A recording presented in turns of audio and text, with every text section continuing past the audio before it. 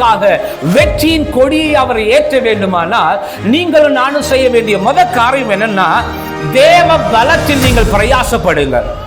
நம்ம வாழ்க்கையில கர்த்தர் வெற்றியை கொடுக்க வேண்டுமையானால், ஏன் வாழ்க்கையில கர்த்தர் வெற்றியை கொடுக்கணும்னா, பல நேரத்துல என்ன பண்றோம்னா, நம்ம பிரயாசப்படுறோம், நம்ம பலத்துல பிரயாசப்படுறோம், நம்முடைய ஞானத்துல பிரயாசப்படுகிறோம். ஆனா கர்த்தர் இன்னைக்கு சொல்றது என்னன்னா, அப்பா ஓம் பலத்துல அல்ல, நீ பிரயாசப்படு, ஆனா அது ஓம் பலத்தை சார்ந்து இருக்க கூடாது, கர்த்தருடைய பலத்தை சார்ந்து இருக்க வேண்டும் என்று கர்த்தர் சொல்கிறார். ஏன்னா கர்த்தருக்கு காத்திருக்கிற புது பலன் அடைந்து கழுகளை போல செட்டைகளை அடித்து அவர் உயர எழும்புவார்கள். நிறைய பேருடைய பிரச்சனை என்னன்னா, இதை புரிஞ்சுக்கிறதே இல்லை.